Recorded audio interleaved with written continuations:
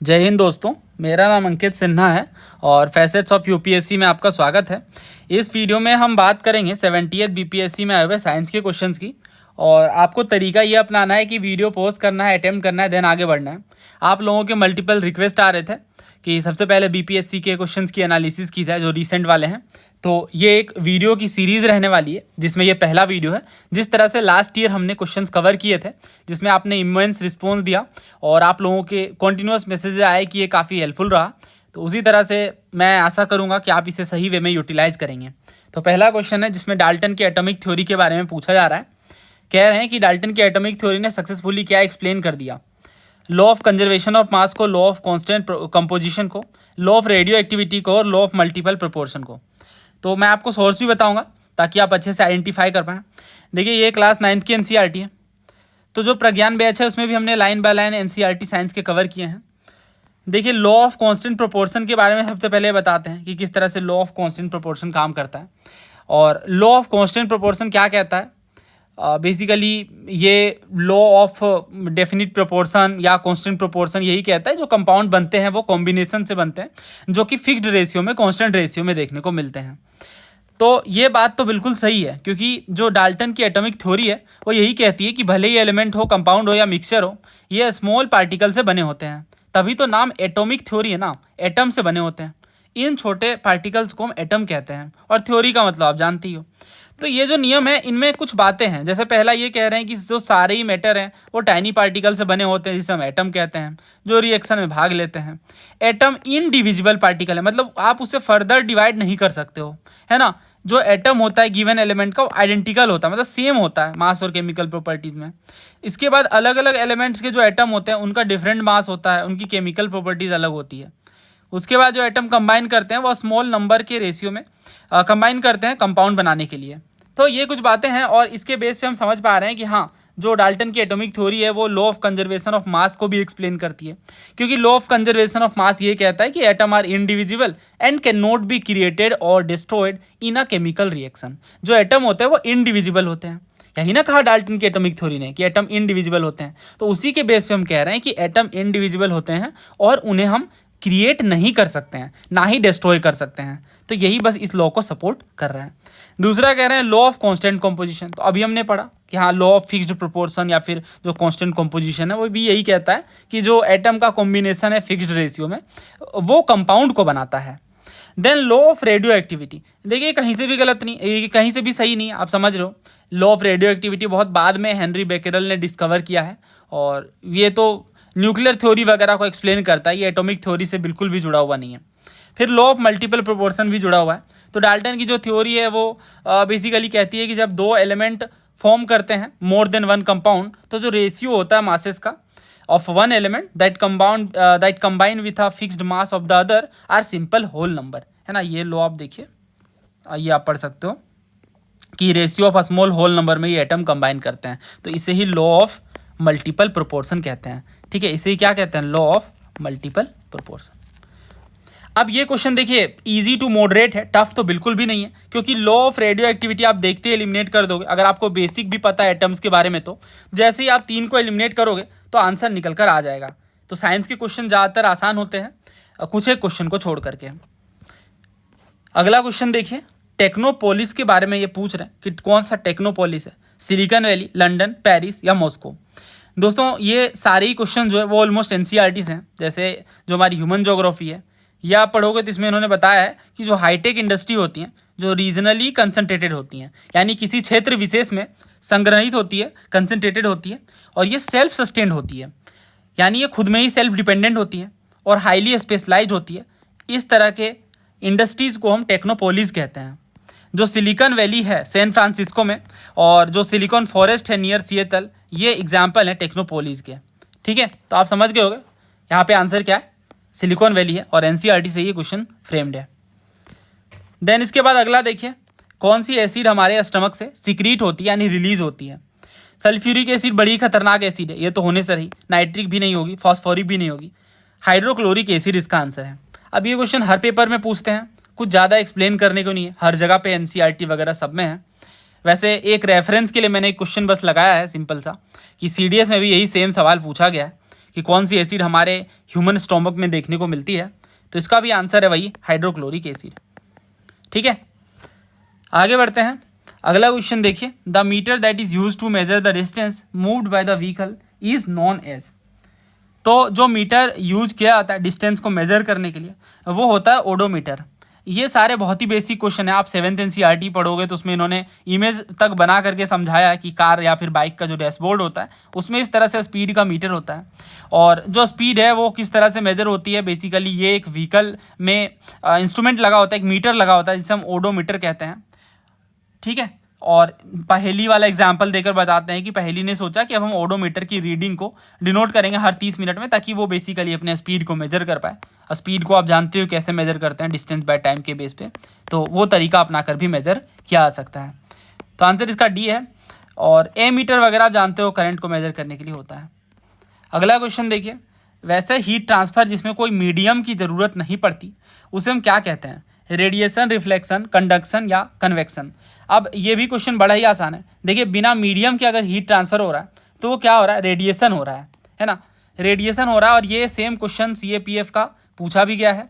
अब देखिए, इसमें पूछा गया कि हीट ट्रांसफर मैकेनिज्म में किसे मीडियम की ज़रूरत नहीं पड़ती।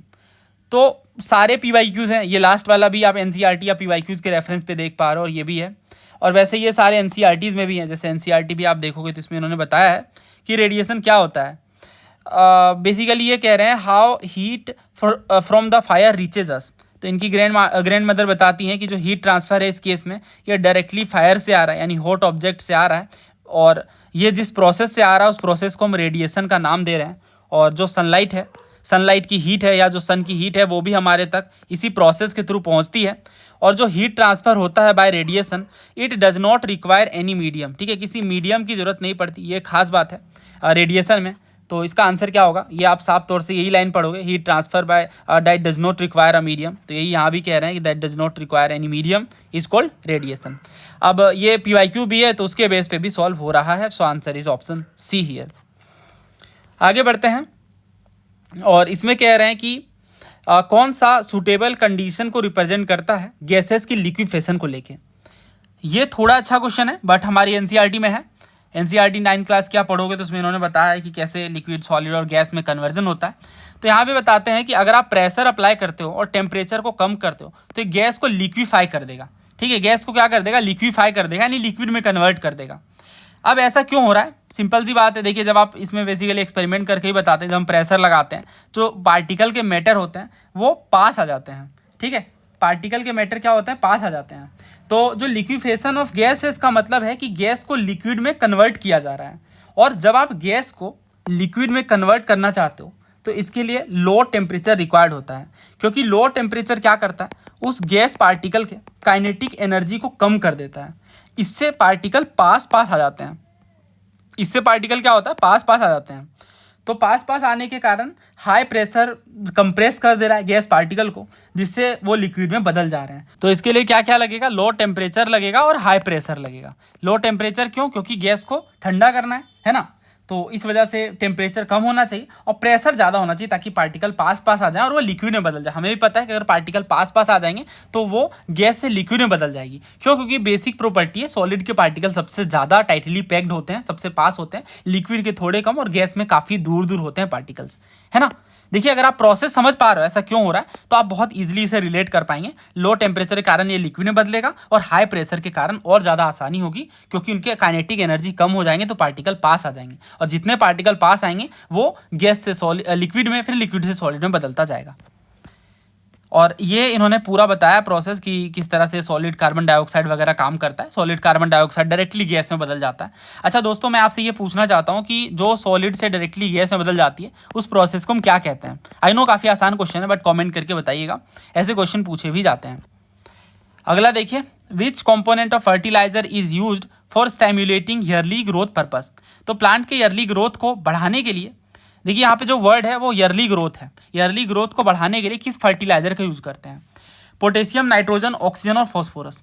अब यहाँ पे दो ऑप्शन फंसता है, नाइट्रोजन और फॉस्फोरस। तो सही आंसर क्या देखते हैं? अगर NCERT की खास बुक आती है जो इरिगेशन वगैरह से डील करती है तो इसमें देखिए नाइट्रोजन की बात कर रहे हैं। नाइट्रोजन जो है पैडी प्लांट्स के स्ट्रेंथ और ग्रोथ को बढ़ाता है, ये क्या करता है, क्लोरोफिल वगैरह देता है, तो ग्रीन कलर प्लांट्स में देखने को मिलते हैं, जो फोटोसिंथेसिस में हेल्प करता है, जिससे पत्ते, तने और जो रूट वगैरह है वो सारे ग्रो करते हैं और इनकी लेंथ भी बढ़ती है। ठीक है, तो ये डेवलपमेंट के लिए हेल्प करता है नाइट्रोजन, नो डाउट। जो फॉस्फोरस है ये रूट डेवलपमेंट बढ़ाता है यंग प्लांट्स में। ठीक है, तो यंग प्लांट्स में ये रूट डेवलपमेंट को बढ़ाता है। तो ये जो बेसिकली खास तौर से पूछना चाह रहे हैं कि ईयरली ग्रोथ, तो ईयरली ग्रोथ का मतलब वही है रूट डेवलपमेंट वगैरह। ठीक है, इनिशियल स्टेज। तो इस वजह से कमीशन ने भी आंसर फॉस्फोरस ही माना है, और फॉस्फोरस ही ज़्यादा अप्रोप्रिएट आंसर है नाइट्रोजन के मुकाबले। देखिए नाइट्रोजन भी ग्रोथ में हेल्प करता है, हम देख पा रहे हैं वाइगर और ग्रोथ को बढ़ाता है, बट इनिशियल स्टेज में फॉस्फोरस ज़्यादा वर्क करता है। सोडा एसिड फायर एक्सटिंग्विशर में क्या क्या चीज़ें होती हैं, तो उम्मीद है आपने पोस्ट करके अटेम्प्ट किया होगा। तो ऑप्शंस हैं concentrating sulphuric acid and aluminium sulphate, dilute sulphuric acid and sodium carbonate, dilute sulphuric acid and sodium bicarbonate solution, और concentrating sulphuric acid and sodium carbonate solution. तो ये क्वेश्चन बहुत बार पूछा गया है, जैसे CDS में भी पूछा गया था 2023 में ही, last year, last two last. उसमें पूछ रहे हैं soda acid type fire extinguisher में क्या क्या केमिकल कॉम्पोजिशन होता है। तो देखिए जो सोडा एसिड के फायर एक्सटिंग्विशर होते हैं, इनमें खास तौर से हम देखते हैं कि NaHCO3 यानी सोडियम हाइड्रोजन बाइकार्बोनेट होता है, जिसे हम बेकिंग सोडा कहते हैं आम भाषा में। और इसके अलावा जो एसिड यूज़ होती है, तो पहले मैं ऑप्शन से देख लूँ, इसके बाद जो एसिड यूज़ होती है वो है सल्फ्यूरिक एसिड H2SO4। ठीक है, तो यहाँ पे जो ऑप्शन ए है वो करेक्ट है। तो अगर इसी बेस पे हम सॉल्व करना चाहें तो NaHCO3 का मतलब आप समझ गए होंगे, सोडियम बाइकार्बोनेट की हम बात कर रहे हैं। सोडियम बाइकार्बोनेट को ही NaHCO3 कहते हैं। तो सोडियम बाइकार्बोनेट यहाँ नहीं है, यहाँ भी नहीं है, और यहाँ भी नहीं है, तो सही आंसर ऑप्शन सी है। बस ऑप्शन सी में ही सोडियम बाइकार्बोनेट है। तो ये PYQ से ही सॉल्व हो रहा है, और डाइल्यूट सल्फ्यूरिक एसिड रिक्वायर्ड होता है। NCERT में भी अगर आप पढ़ना चाहो तो डेफिनेटली पढ़ सकते हो। सोडा फायर, अगर आपको सोडा एसिड फायर एक्सटिंग्विशर बनाना है तो क्या क्या चीज़ें लगेंगी, या आप देखो सोडियम हाइड्रोजन कार्बोनेट लगेगा 20 ml एक्सपेरिमेंट के हिसाब से। ठीक है, और ये वास बॉटल में आपको लेना है। देन इसके बाद डाइल्यूट सल्फ्यूरिक एसिड लेना है। तो NCERT से बाहर नहीं जा रहे हैं मोस्टली। अगला देखिए, तो इसमें CDS में ही पूछा था इन्होंने 2021 में भी कि सोडा एसिड फायर एक्सटिंग्विशर में किसका यूज करते हैं। तो आप समझ गए होगा सोडियम हाइड्रोजन कार्बोनेट की हम बात कर रहे हैं, जिसे हम सोडियम बाइकार्बोनेट भी कहते हैं। ठीक है, अगला देखिए, कौन सी बैक्टीरियल डिजीज है जिसे स्प्लीनिक फीवर के नाम से जाना जाता है। और ऑप्शन हमारे पास टाइफाइड, एंथ्राक्स, कोलेरा और नन ऑफ द अबव। तो दोस्तों ये जब हमारा लीवर है, तो लीवर में आप देखो यहाँ पे एक इस तरह से ये पार्ट होता है जिसे हम स्प्लीन कहते हैं, है ना, हिंदी में प्लीहा कहते हैं। तो इसी पे ये क्वेश्चन है। और ये स्प्लीनिक फीवर कौन सी बैक्टीरियल डिजीज को कहते हैं और क्यों कहते हैं, वो भी मैं आपको रीज़न बता दूंगा ताकि आपको और क्लैरिटी मिल जाए। तो ये NCERT में जब आप रेफरेंस देखोगे तो हाँ, बेसिक NCERT में देखने को मिलेगा कि एंथ्रैक्स डिजीज की बात की गई है, बैसिलस एंथ्रेसिस वगैरह, जो रॉबर्ट कोच ने डिस्कवर किया था कि बैक्टीरियम के कारण होता है। तो एंथ्रैक्स जो है ये एक डेंजरस ह्यूमन और कैटल डिजीज है बैक्टीरियम। तो यहाँ पे आप देखो बैक्टीरियल डिजीज है, यहाँ भी इन्होंने बताया कि बैसिलस एंथ्रेसिस जो कि एक बैक्टीरियम के कारण होता है, डिस्कवर्ड द बैक्टीरियम, और जो एंथ्रैक्स डिजीज को कॉज करते हैं। तो समझ आ गया, NCERT से आंसर सॉल्व हो रहा है डेफिनेटली। ठीक है, बट इसका रीज़न क्या है वो मैं आपको बता देता हूँ, क्योंकि यहाँ पे बस इन्होंने वही बेसिक बात बताई है कि एक एंथ्रैक्स होती है बीमारी, और ये एक बैक्टीरिया से फैलने वाली डिजीज़ है जो कि ह्यूमन और कैटल के लिए काफ़ी खतरनाक साबित होती है। देखिए, कॉज्ड बाय बैक्टीरियम। एंथ्रैक्स को स्प्लीनिक फीवर क्यों कहते हैं, आप समझ गए होंगे।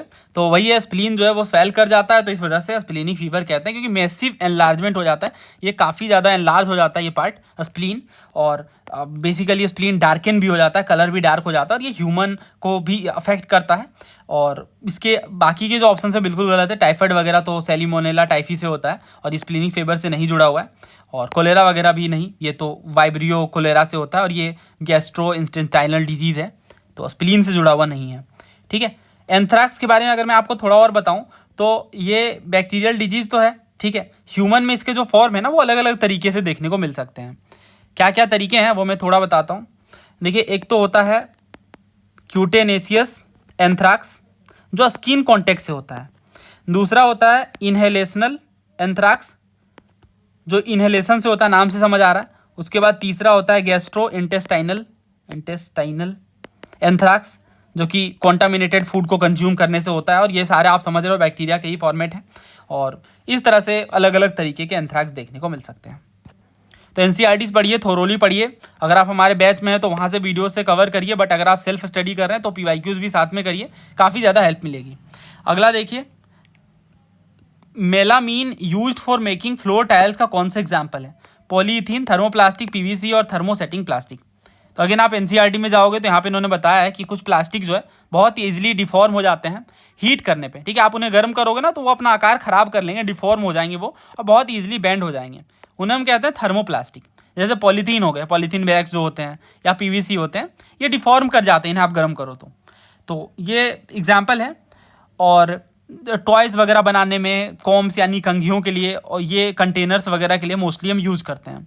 जबकि एक दूसरे तरह की प्लास्टिक्स है जिसको एक बार आपने मोल्ड कर दिया तो फिर वो सॉफ्ट नहीं होगा हीट करने से, ठीक है। वो होते हैं थर्मोसेटिंग प्लास्टिक, ठीक है। थर्मोसेटिंग प्लास्टिक वो होते हैं, और इसके दो फेमस एग्जाम्पल है, एक है बेकेलाइट और दूसरा है मेलामीन। बेकेलाइट क्या है? तो हीट का पुअर कंडक्टर है, और इलेक्ट्रिक स्विचेस बनाने में, बहुत सारे यूटेंसिल वगैरह के हैंडल्स में, देखिए हैंडल जो है हमें पुअर कंडक्टर चाहिए, अदरवाइज हमें झटका लग सकता है बिजली का, राइट। तो इसके लिए हम बेकेलाइट का यूज करते हैं। और जो मेलामीन है वो एक वर्सेटाइल मटेरियल है, वो फायर को रोकता है और ज़्यादा हीट को टॉलरेट कर पाता है बाकी प्लास्टिक के मुकाबले। तो उन जगहों पे हम मेलामीन का यूज़ करते हैं। तो ये ज़्यादा बेटर है, थोड़ा महंगा भी है इस वजह से, बट इनके काफ़ी फ़ायदे हैं। जैसे फ्लोर टाइल्स वगैरह बनाने में, किचन वेयर में, फैब्रिक्स वगैरह में यूज़ करते हैं, क्योंकि ये फायर को रेजिस्ट करता है, इनमें फायर नहीं लग पाता ईजिली, ठीक है। ऑलमोस्ट समझो आप नहीं ही फायर लगता है, तो ये काफ़ी हार्ड होते हैं, बेसिकली थर्मोसेटिंग के ही कैटेगरी के हैं, ठीक है। तो आंसर क्या होगा यहाँ पे? ऑप्शन डी होगा, थर्मोसेटिंग। पीवीसी वगैरह आप तो देख रहे हो, पीवीसी तो खुद ही यहाँ पे जो एग्जाम्पल है थर्मोप्लास्टिक का, तो ये तो कैसे हो जाएगा, ठीक है। बाकी सारे गलत हैं, थर्मोप्लास्टिक तो दूसरी कैटेगरी हो गई। और वैसे भी आप फ्लोर टाइल के लिए यूज़ करो तो आप समझो कि थर्मोप्लास्टिक कभी नहीं हो सकता, क्योंकि थर्मोप्लास्टिक तो इजीली बेंड हो जाएगा। अब हम फ्लोर टाइल्स में नहीं चाहेंगे कि वो डिफॉर्म हो जाए, बेंड हो जाए, वो तो स्ट्रॉन्ग चाहिए हमें। वैसे प्लास्टिक के ऊपर काफ़ी सारे क्वेश्चन हैं, बट हमने यहाँ एक दो कवर किया है। जब गर्म पानी को प्लेस किया जाता है एम्प्टी वाटर बॉटल में, तो जो बॉटल है वो अपने शेप को बनाए रखता है और सॉफ्ट नहीं होता है। तो ये किस तरह का प्लास्टिक है? देखिए, अगर बॉटल सॉफ्ट नहीं हो रहा है और अपने आकार को बनाए रखा हुआ है, तो वहाँ यहाँ पे जो आंसर है वो थर्मोसेटिंग होना चाहिए, क्योंकि थर्मोसेटिंग की यही प्रॉपर्टी है, वो सॉफ्ट नहीं होता और अपने शेप को बनाए रखता है, as per this sentence in NCERT, है ना। When moulded once can not be soften by heating. So answer is option D. Next question देखिए, किस ऑर्गेनिज्म में spore formation as a mode of reproduction occur करता है? Option है fungi, algae, yeast और fern. तो देखिए, सबसे पहले समझते हैं स्पोर फॉर्मेशन क्या होता है। तो स्पोर एक छोटी सी एक प्रोटेक्टिव कवरिंग यूनिट होती है, और जो अनफेवरेबल कंडीशन में भी सर्वाइव कर सकती है, ठीक है। तो जब एनवायरनमेंट सही रहता है तो वो स्पोर ग्रो करके एक नया ऑर्गेनिज्म बनाते हैं। मैं इमेज भी दिखाता हूँ आपको, आप देख सकते हो, ये स्पोर्स होते हैं इस तरह से, ठीक है। और जो स्पोर फॉर्मेशन है ये एसेक्सुअल रिप्रोडक्शन का मेथड है। तो इसमें जो ऑप्शन है पहला फंजाई, तो देखिए फंजाई जो ब्रेड मोल्ड वगैरह में होते हैं, तो इनमें भी डेफिनेटली स्पोर फॉर्मेशन देखने को मिलता ही है। और जो राइजोपस होते हैं, राइजोपस में स्पोरेंजियम बनता है और इसमें स्पोर्स होते हैं, ठीक है। तो स्पोर्स जब हवा में जाते हैं ना और ज़मीन पे गिरते हैं तो सूटेबल इन्वायरमेंट के कारण एक नया फंगस बना देते हैं। तो इस तरह से ये सही होता है। इसके बाद जो एल्गी है, एल्गी डिफरेंट है, ठीक है। तो एल्गी में ऐसा नहीं देखने को मिलता है। उसके बाद जो ईस्ट है, क्या ईस्ट सही है? देखिए ईस्ट भी गलत है, ईस्ट का भी कंडीशन अलग है। और फर्न जो है ये भी सही है। तो दो आंसर इसमें सही है, इस वजह से इसे कमीशन ने ड्रॉप कर दिया, इस क्वेश्चन को डिलीट कर दिया गया। अब मैं थोड़ा और डिटेल में आपको समझाता हूँ। देखिए स्पोर फॉर्मेशन क्या है पहले समझते हैं एनसीईआरटी के according. Observe the spores in the cotton like mass on the bread, when spores are released they keep floating in the air. जो भी मैंने आपको बताया कि जब ये स्पोर्स रिलीज होते हैं हवा में तो ऐसे फ्लोट करते हैं, और ये बहुत हल्के होते हैं, तो बहुत लंबी दूरी तक भी ये जा सकते हैं। और spores are asexual reproduction bodies, यानी मेल फीमेल का फ्यूजन नहीं हो रहा है यहाँ पे। हर एक जो स्पोर है ये कवर्ड होता है by a hard protective coat to withstand unfavourable condition such is high temperature and low humidity. तो इनमें एक कवर भी लगा होता है, एक प्रोटेक्टिव कोटिंग रहती है जो इन्हें बचाती है खतरनाक मौसम से। तो इसलिए ये सर्वाइव कर पाते हैं लंबे समय तक भी। और फेवरेबल कंडीशन में एक स्पोर जो है जर्मिनेट करता है और एक न्यू इंडिविजुअल में डेवलप करता है। जो मोसेस हैं, जो फर्न वगैरह हैं, ये भी स्पोर्स के थ्रू रिप्रोड्यूस करते हैं। तो फर्न भी आप देख रहे हो, ठीक है, ये फर्न भी आप देख रहे हो आंसर में। और जो फंजाई है ये आप देखो, इमेज भी इन्होंने इनफैक्ट दिया हुआ है, ये देखिए reproduction through spore formation in fungus. तो फंजाई में भी देखने को मिल रहा है और फर्न में भी देखने को मिल रहा है। तो ये प्रोसेस है और पूरा चैप्टर अगर आप पढ़ोगे तो यहाँ पे आप देखोगे बहुत सारे जो कंप्लीट प्रोसेस है वो बताई गई हैं अलग अलग तरीके से। आगे बढ़ते हैं। ब्लड के फ्लूइड पार्ट को क्या कहते हैं? देखिए बेहद आसान है, इसमें मुझे सोर्स बताने की नीड नहीं, आप जानते हो इसे प्लाज्मा कहते हैं। तो मैं थोड़ा ब्लड के बारे में आपको समझाता हूँ डिटेल में, कुछ बातें जो आपके काम आ सकती हैं पेपर में डेफिनेटली। तो सबसे पहले चीज़ आपको ये समझनी है कि जो ब्लड है, जस्ट अ सेकेंड, हाँ, तो जो ब्लड है ये काम क्या करता है? तो जो गैसेस हैं, डाइजेस्टेड फूड है, हार्मोन्स है, वेस्ट मटेरियल है, इन सबको ट्रांसफर करने का काम करता है। अब इनमें ना दो पार्ट देखने को मिलते हैं, एक पार्ट है जो लिक्विड होता है और दूसरा पार्ट है जो सॉलिड होता है, ठीक है। तो सॉलिड वाले पार्ट में पता है आरबीसी, डब्ल्यूबीसी या प्लेटलेट्स वगैरह देखने को मिलते हैं। और परसेंटेज वाइज अगर हम देखें तो अप्रॉक्स जो है वो 45% सॉलिड का देखने को मिलेगा और लिक्विड जो है 55% होता है। अब लिक्विड जो है वो प्लाज्मा कहलाता है ना, जो लिक्विड पार्ट है ब्लड का वो प्लाज्मा कहलाता है। और प्लाज्मा में भी आप देखो ना तो 92% तो वाटर ही होता है, ठीक है। तो 92% वाटर होता है और बाकी जो चीज़ें हैं उनमें दूसरी चीज़ें होती हैं, जैसे प्रोटीन्स हो गए या साल्ट हो गए, हार्मोन्स वगैरह हो गए, ये कुछ चीज़ें देखने को मिलती हैं। अब प्रोटीन की जब हम बात कर रहे हैं तो प्रोटीन की भी इनमें कैटेगरीज हैं, जैसे एक तो हमें देखने को मिलता है ग्लोब्यूलिन, ठीक है, ये इंपॉर्टेंट है तो ध्यान से समझिए। पहला है ग्लोब्यूलिन और उसके बाद फाइब्रिनोजेन भी होता है और एल्ब्यूमिन होता है, ठीक है। तो जो ग्लोब्यूलिन है ये डिफेंस का काम करता है, बेसिकली ब्लड में जो प्रॉब्लम्स हो रही हैं, कॉम्प्लिकेशंस हो रही हैं, उनसे वो बचाता है। और जो फाइब्रिनोजेन है वो एंटी कोगुलेंट्स होते हैं, है ना। ये समझिए ध्यान से, ये क्या काम करते हैं। जो फाइब्रिनोजेन होते हैं ये ब्लड क्लोटिंग, यानी जब हमारा खून बह रहा होता है तो उस टाइम पे ब्लड क्लोटिंग में ये हेल्प करते हैं, ठीक है, एंटी कोगुलेंट्स होते हैं। और इसके बाद जो एल्ब्यूमिन है ये ऑस्मोटिक वगैरह को बैलेंस करने का काम करता है। देन आरबीसी वगैरह के बारे में अगर हम बात करें तो आरबीसी आप जानते ही हो, रेड ब्लड सेल को कहते हैं। रेड कलर होता है और इसका रीज़न है हीमोग्लोबिन, हीमोग्लोबिन के कारण रेड कलर देखने को मिलता है, या यूँ कहें आयरन की प्रेजेंस। और इसके बाद जो आरबीसी है उनमें हम देखते हैं कि हीमोग्लोबिन में हाई एफिनिटी होती है फॉर O2। और ये बनता कहाँ है वो ध्यान रखिएगा। तो जो आरबीसी है उनका प्रोडक्शन होता है बोन मेरो में, हिंदी में अस्थि मज्जा कहते हैं, बोन मेरो कहते हैं इंग्लिश में। तो आरबीसी का जो प्रोडक्शन है वो बोन मेरो में देखने को मिलता है। और जो ग्रेव यार्ड है आरबीसी का, वो कहाँ है? वो स्प्लीन में है, ठीक है। टाइम पीरियड इनका 120 डेज का होता है, ये भी ध्यान रखिएगा। ये सारी बातें तो आपने पढ़ी होंगी, बहुत बार पढ़ी होंगी। और मैच्योरिटी में इनके पास कोई न्यूक्लियस नहीं होता, जब भी मैच्योर हो जाते हैं तो फिर इनका न्यूक्लियस नहीं होता है। देन डब्ल्यूबीसी की अगर बात करें, वाइट ब्लड सेल, तो वाइट ब्लड सेल को आप जानते हो क्या कहते हैं? ल्यूकोसाइट्स कहते हैं, है ना। वाइट ब्लड सेल को ल्यूकोसाइट्स कहते हैं और ये डिफेंस मैकेनिज्म का काम करता है। और ये भी बोन मेरो में ही प्रोड्यूस होता है, ठीक है, ये भी बोन मेरो में ही प्रोड्यूस होता है। और इनका लाइफ स्पेन बहुत कम होता है, 12 से 20 दिन होता है, ठीक है। और इनमें भी कैटेगरीज हैं, इनके भी टाइप्स होते हैं, मोनोसाइट होते हैं, लिम्फोसाइट होते हैं, बेसोफिल्स होते हैं, बट उतना हमें काम का नहीं है। जो बातें मैं आपको बता रहा हूँ उनसे ही क्वेश्चन बनेंगे। देन प्लेटलेट्स की जब हम बात करते हैं तो प्लेटलेट्स को खास तौर से इस वजह से जाना जाता है कि ये ब्लड क्लोटिंग में मदद करते हैं ना, खून का, रक्त का थक्का जमने में मदद करते हैं। और इसी के साथ ही हम देखते हैं कि इन्हें हम थ्रोम्बोसाइट कहते हैं। प्लेटलेट्स को क्या कहते हैं? थ्रोम्बोसाइट कहते हैं, थ्रोम्बोसाइट्स पूछे जाते हैं। और इसके बाद ये भी बोन मेरो में ही प्रोड्यूस होते हैं, बट इनका जो लाइफ स्पेन है वो 7 से 10 दिन का ही देखने को मिलता है। और अगर किसी को डेंगू हुई है तो उनमें प्लेटलेट्स का जो काउंट है वो बहुत घट जाता है, आपने देखा होगा। प्लेटलेट्स काउंट के बारे में बहुत चर्चाएं भी होती हैं, तो वो प्लेटलेट्स का काउंट घट जाने के कारण काफ़ी खतरनाक सी सिचुएशन बन जाती है। और ब्लड के बारे में कुछ खास बात समझे तो देखिए, वो पूछते हैं किस तरह के टिश्यू हैं, तो समझ आ रहा है ब्लड का काम क्या है, वो कनेक्ट कर रहे हैं। तो वो एक तरह के फ्लूइड कनेक्टिव टिश्यूज़ हैं, है ना। ब्लड क्या है? फ्लूइड कनेक्टिव टिश्यू हैं, ध्यान रखिएगा, कनेक्टिव हैं, ठीक है, कनेक्टिव टिश्यू हैं। और ब्लड की स्टडी को हेमेटोलॉजी कहते हैं। ब्लड की स्टडी को क्या कहते हैं? हेमेटोलॉजी कहते हैं, हेमेटोलॉजी। तो ये कुछ बातें थी जो ब्लड से जुड़ी हुई थी। तो ये आप समझ लीजिए, जो कार्बन मोनोऑक्साइड है ये बाइंड करता है हीमोग्लोबिन के साथ, ठीक है, हीमोग्लोबिन के साथ ये जाकर जुड़ जाता है इन रेड ब्लड सेल। और इनकी जो एफिनिटी होती है ना, ऑक्सीजन से 200 से 250 गुना ज़्यादा होती है, ठीक है। बहुत जल्दी ये जुड़ जाता है, जाकर बाइंड कर जाता है हीमोग्लोबिन से। तो इस वजह से क्या बनाता है? ये कार्बोक्सी हीमोग्लोबिन बनाता है। ये क्या बनाता है, कार्बोक्सी हीमोग्लोबिन बनाता है। और इस वजह से क्या होता है, जो ऑक्सीजन है वो प्रॉपरली बाइंड नहीं कर पा रहे, क्योंकि अब तो कार्बन मोनोऑक्साइड ने बाइंड कर लिया, तो इससे ऑक्सीजन की कमी हो जाती है और इस सिचुएशन को कहते हैं हाइपोक्सिया। ब्लड टिश्यूज में ऑक्सीजन की कमी हो जाती है जिससे हम कहते हैं हाइपोक्सिया। और फाइनली इस कार्बोक्सी हीमोग्लोबिन वाली प्रोसेस के कारण डेथ तक हो सकती है, क्योंकि ऑक्सीजन ही नहीं पहुंच पा रहा है, हाइपोक्सिया की सिचुएशन है।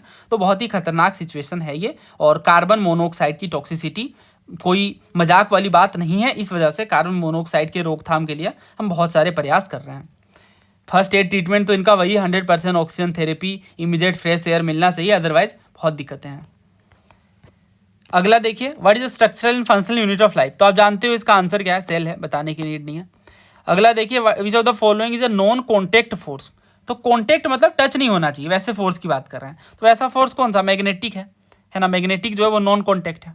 कॉन्टेक्ट मतलब क्या होगा, या फ्रिक्शनल फोर्स, जैसे ये इस साइड में फोर्स लगाया जा रहा है तो इसके अपोजिट फ्रिक्शनल फोर्स लग रहा है, ग्रेविटेशनल फोर्स लग रहा है। तो इनमें हम देख रहे हैं कि इनमें तो नॉन कॉन्टेक्ट है, ग्रेविटेशन लगा रही है फोर्स, तो ये इसमें टच कुछ भी नहीं हो रहा है। बट यहाँ पे फ्रिक्शन में टच हो रही है चीज़ें, तो कॉन्टैक्ट फोर्स देखने को मिल रहा है। टेंशन फोर्स भी एक तरह का कॉन्टैक्ट फोर्स है। बट इलेक्ट्रिक फोर्स ये थोड़े कॉन्टैक्ट है, ये तो नॉन कॉन्टैक्ट है। तो बहुत ही ज़्यादा आसान है, मैग्नेटिक फोर्स हो गया, इलेक्ट्रिक फोर्स हो गया, ग्रेविटेशनल फोर्स हो गया, नॉन कॉन्टैक्ट होते हैं क्योंकि ये डिस्टेंस से काम करते हैं, थोड़ी दूरी से ही फोर्स लग जा रहा है। बट जो कॉन्टैक्ट फोर्स है इनमें इंटरेक्शन होना चाहिए, और जब ऑब्जेक्ट टच कर रहे हैं तो ही कॉन्टैक्ट फोर्स हो पा रहे हैं। जैसे अप्लाइड फोर्स हो गया, स्प्रिंग फोर्स हो गए, ड्रैग फोर्स हो गए, ये सारे कॉन्टैक्ट फोर्स होते हैं। तो answer is option A. Next question देखिए, which of the following corundum and cryolite are important ores. तो देखिए, मिनरल ओर के बारे में आप जानते हो कि ओर क्या होता है। तो जो भी जितने भी ओर्स होते हैं वो सारे मिनरल्स होते हैं, बट सारे मिनरल्स ओर नहीं होते हैं, ये एक बात है। और सिंपल भाषा में अगर हम समझें तो वही कहते हैं कि जो मिनरल्स हैं from which metals can be profitably extracted, उससे हम ओर कहते हैं। ठीक है, तो ओर क्या है, ओर वैसे मिनरल्स हैं जिनसे मेटल को हम प्रॉफिटेबली निकाल पाते हैं, वो ओर कहलाते हैं। तो मिनरल क्या है, कोई भी अर्थ में नेचुरली अकरिंग सब्सटेंस है वो मिनरल कहलाता है। तो ये बेसिक डिफरेंस है। अब हम बहुत सारी चीज़ें पढ़ते हैं ओर के बारे में, जैसे बॉक्साइट जो है एल्यूमिनियम का ओर है, हेमेटाइट जो आयरन का ओर है। इसी तरह से जो कोरंडम और क्रायोलाइट है ये भी एल्यूमिनियम के ही ओर है। तो एल्यूमिनियम के 3 मेजर ओर हैं, बॉक्साइट, कोरंडम और cryolite. So answer is option ए। अब इस क्वेश्चन का सोर्स जो 11th क्लास की केमिस्ट्री है, बट ऐसे 1-2 क्वेश्चन मिलेंगे जिनमें आपको 11-12 जाना पड़ेगा, बट एक आध क्वेश्चन ऐसे देखने को मिलते हैं, तो उसके लिए हम पूरी बुक नहीं पढ़ सकते। बट हाँ, ये जरूर होता है जिन्होंने 11-12 में जिनका बैकग्राउंड था बहुत अच्छे से, जिन्होंने पढ़ा है, उनको थोड़ी हेल्प मिल जाती है। अब जैसे मेरे लिए क्वेश्चन बहुत आसान है क्योंकि मैंने 11-12 को 5 साल ऑलमोस्ट पढ़ाया था केमिस्ट्री, तो बहुत टाइम से मेरे ये टिप्स में है। बट अगर ना भी हो तो ऐसा कुछ नहीं है कि आपको सारे ही क्वेश्चन करने होते हैं, कुछ क्वेश्चन स्किप के लिए भी होते हैं। और मैं आपको एक बात बताता हूँ, देखिए जो PYQ में पूछ लिए गए हैं जैसे ओर्स हैं, तो ओर को आप थोड़ा डेप्थ में प्रिपेयर कर लीजिए। तो यही हम कवर भी करते हैं बैच में भी कि एक्स्ट्रा चीज़ें जो है NCERTs और जो अदर सोर्सेज इनको कंपाइल करके कवर कर लें, या ऐसा यूनिट पे अगर वो टफ क्वेश्चन पूछते हैं तो इन्हें हम ऐसे बहुत डिटेल वे में कवर कर लें। तो ऐसे कुछ टॉपिक के लिए डिटेल में जाना है, पूरी बुक नहीं उठानी है। नेक्स्ट क्वेश्चन देखिए, which of the following are exothermic process. तो आप जानते हो 2 तरह के प्रोसेस होते हैं, एक्सोथर्मिक और एंडोथर्मिक। एक्सोथर्मिक में हीट रिलीज होती है, हीट बाहर निकलती है, और एंडोथर्मिक में हीट रिलीज नहीं होती बल्कि एब्जॉर्ब होती है। पहला कह रहे हैं एवापोरेशन ऑफ वाटर। देखिए, जो जल का वाष्पीकरण है वो एंडोथर्मिक प्रोसेस है, क्योंकि सराउंडिंग से जो हीट आ रहा है उसे एब्जॉर्ब किया जा रहा है, तो ये तो गलत है। डाइल्यूशन ऑफ एन एसिड, ये एक्सोथर्मिक है।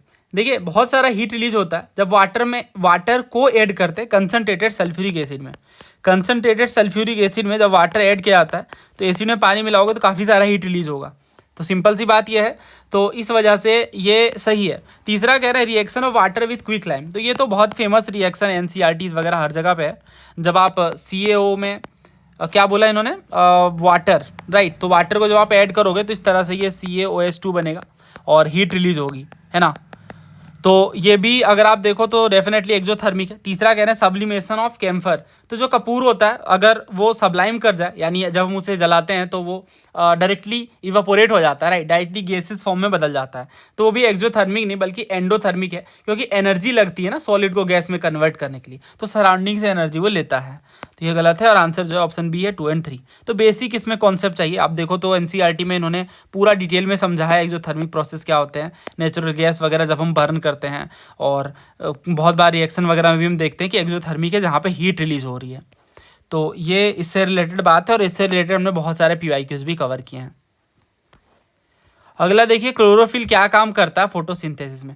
तो देखिए लाइट को एब्जॉर्ब करने का काम करता है क्लोरोफिल। अगर आप देखो तो ये सीडीएस में क्वेश्चन भी पूछा था इन्होंने फोटोसिंथेसिस के बारे में, और यहाँ जो आंसर है वो ऑप्शन डी था। ये थोड़ा अच्छा क्वेश्चन है क्योंकि यहाँ पे पूछा इन्होंने कि क्लोरोफिल जो है वो लाइट एनर्जी एब्जॉर्ब करता है, जो वाटर मॉलिक्यूल को स्प्लिट करने का काम करता है, और CO2 को कम करता है, रिड्यूस करता है। ठीक है, सो आंसर इज ऑप्शन डी। तो ये थोड़ा डिटेल में था और इसी को सिंपली उन्होंने पूछ लिया कि क्लोरोफिल क्या काम करता है, तो लाइट को एब्जॉर्ब करता है। और ये ना एनसीईआरटीज वगैरह में भी बहुत डिटेल में मेंशन है, क्योंकि मेजर जो काम है क्लोरोफिल का वो यही है, लाइट को एब्जॉर्ब करना। आगे बढ़ते हैं, टेस्ला के इक्विवेलेंट क्या है ये इन्होंने पूछा है। तो ये फैक्चुअल है, इसका सही आंसर ऑप्शन डी है, न्यूटन पर ampere metre.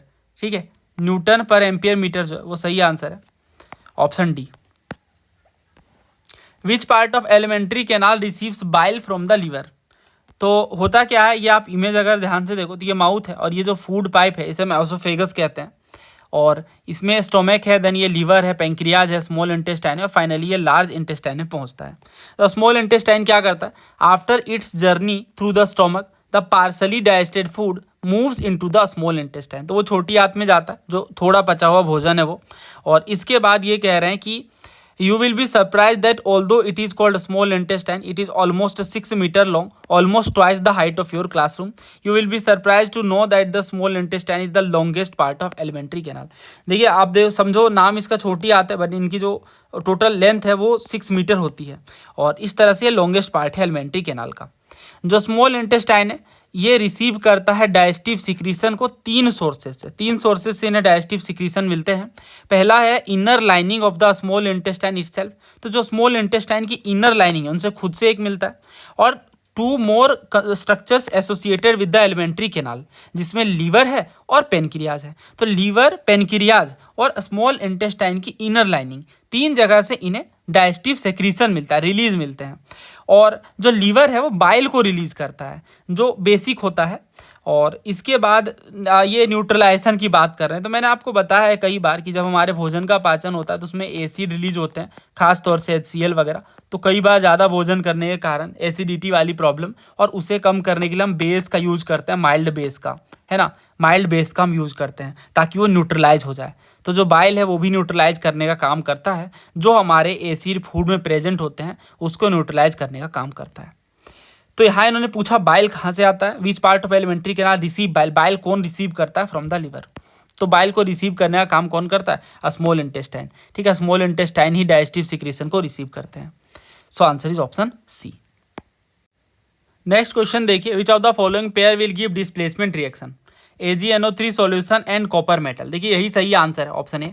Basically displacement reaction क्या होते हैं, हमें पता है कि डिस्प्लेसमेंट रिएक्शन के लिए क्या होना होगा, जब 2 रिएक्टेंट रिएक्ट करेंगे उस टाइम पे एक अगर ज़्यादा रिएक्टिव है तो डिस्प्लेस कर देता है। फॉर एग्जांपल जैसे यहाँ पे जो ऑप्शंस है उनमें तो AgNO3 वाला ही है, क्योंकि जो कॉपर है वो ज़्यादा रिएक्टिव है Ag के मुकाबले।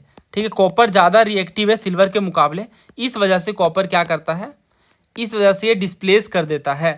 ठीक है, इस वजह से कॉपर डिस्प्लेस कर देता है। मैं आपको दिखाता हूँ रिएक्शन कैसे होता है, AgNO3 प्लस Cu, तो ये बनता है CuNO3 और यहाँ पे ये Ag बाहर आ जाता है। और आपको पता है ये बैलेंस करना है, मैं बैलेंस वाला पार्ट नहीं लिख रहा हूँ, मैं सिंपली लिख रहा हूँ CuNO3 प्लस Ag। ठीक है, क्यों, क्योंकि कॉपर ज़्यादा रिएक्टिव है Ag के मुकाबले। बाकी के ऑप्शंस क्यों गलत है, NaCl solution and copper metal. तो देखिए यहाँ तो ये साफ तौर से गलत है, बिकॉज कॉपर तो लेस रिएक्टिव है सोडियम के मुकाबले, इसलिए इसे डिस्प्लेस नहीं कर पाएगा। तीसरा कह रहे हैं FeSO4 solution and silver metal. तो यहाँ भी हम देख रहे हैं जो सिल्वर है, जो Ag है वो कम रिएक्टिव है Fe के मुकाबले, तो ये भी इसे डिस्प्लेस नहीं कर पाएगा। चौथा है MgCl2 solution and aluminium. Same कहानी यहाँ भी है, जो एल्यूमिनियम है वो कम रिएक्टिव है Mg के मुकाबले, तो ये भी डिस्प्लेस नहीं कर सकता है।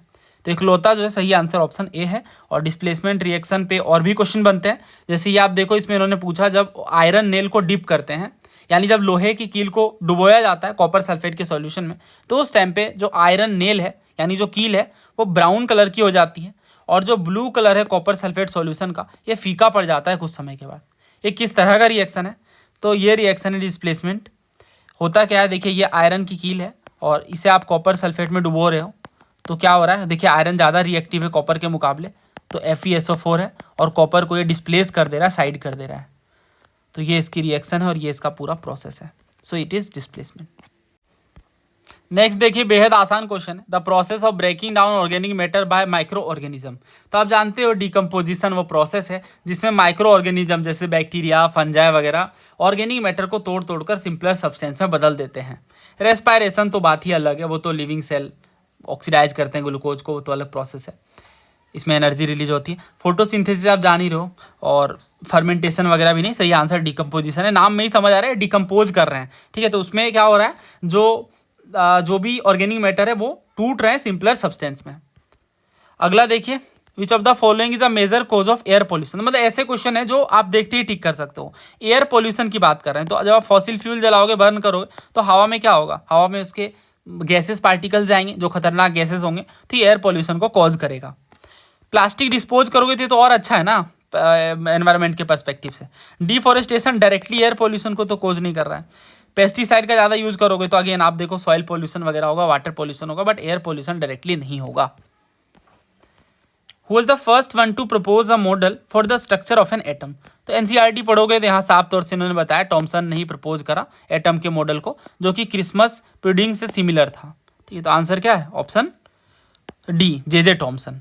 बाकी उसके बाद आप जानते ही हो टॉमसन का मॉडल क्या था, वो तरबूजे वाला मॉडल था, जिसमें एक इस तरह से जो एलिमेंट है वो पर्टिकुलर एटम है, और बाकी जो इनके दाने हैं तरबूज के, उस तरह से वो इलेक्ट्रॉन्स को रिप्रेजेंट करते हैं। ये काफ़ी पुराना मॉडल है, तो उस हिसाब से बहुत सटीक था, और ये टॉमसन का मॉडल है एटम का।